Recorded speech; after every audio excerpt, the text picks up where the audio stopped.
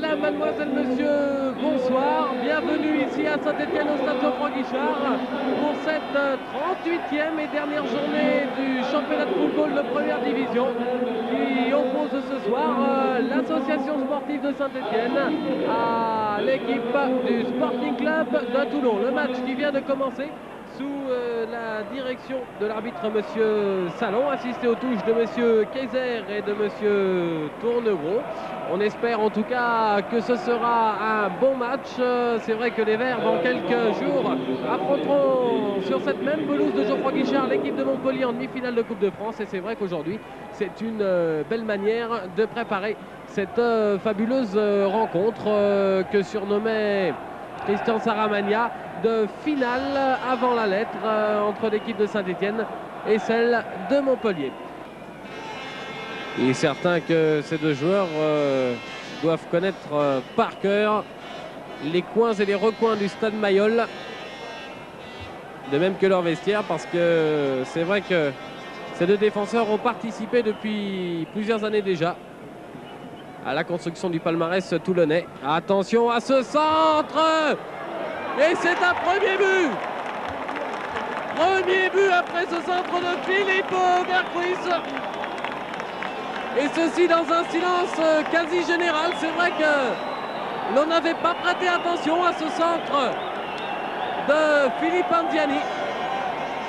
Et même le portier toulonnais Sango vient saluer la performance de Milos Bursak qui était arrivé largement en avance devant les défenseurs stéphanois et qui n'a eu aucun mal à mettre la balle au fond des buts de Gilbert Ceccarelli.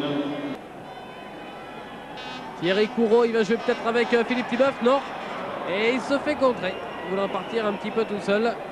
Belle ouverture de François Zawi pour Peter Boz qui centre pour Milos Bursak. Attention, Boz qui récupère ce ballon à la lutte avec Pierre Aon.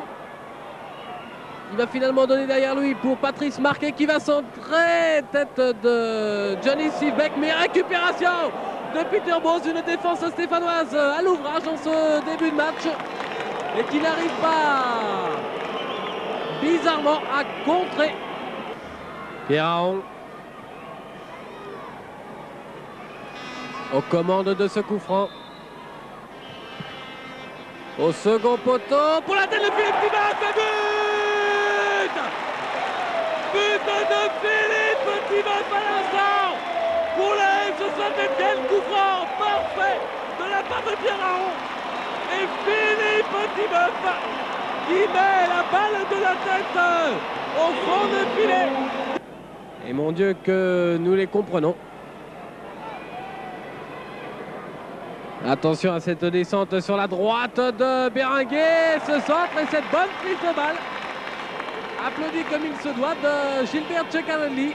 Richard Witschke, lui, était bien dans ces 22-là et qu'il aurait l'occasion de prouver qu'il était un grand joueur au mondial. Tête de Milos Bursak. À côté. Rob Witschke pour John Sivbeck contre Toulonnais. Finalement, une balle pour un tir de Rob Witschke. Quel beau tir dévié au passage par la défense toulonnaise. Thierry Couraud qui finalement va pouvoir, comme ses équipiers, rentrer au vestiaire pour la fin de cette première mi-temps. Je vous rappelle le score, un but partout. Bon, enfin, il est vrai que tout ça, alors qu'il y a Zawi dans la surface de réparation, petit tir en pivot et belle récupération de Gilbert Ceccarelli.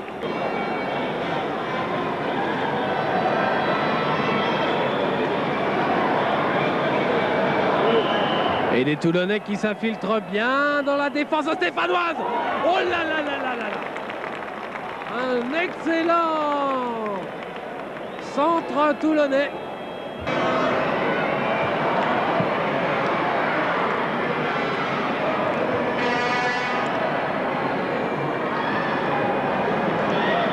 Bursak qui donne maintenant à Patrice Marquet. Centre de Patrice Marquet, deuxième poteau pour la tête de Bursak.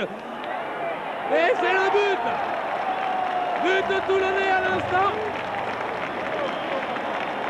Sur une bonne action de Milos Bursak sur un centre de Patrice Marquet.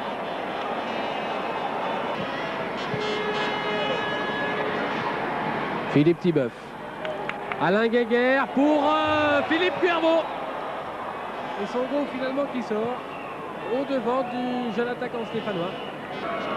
Il reste en effet quelques secondes à jouer si l'on accepte les différents arrêts de jeu.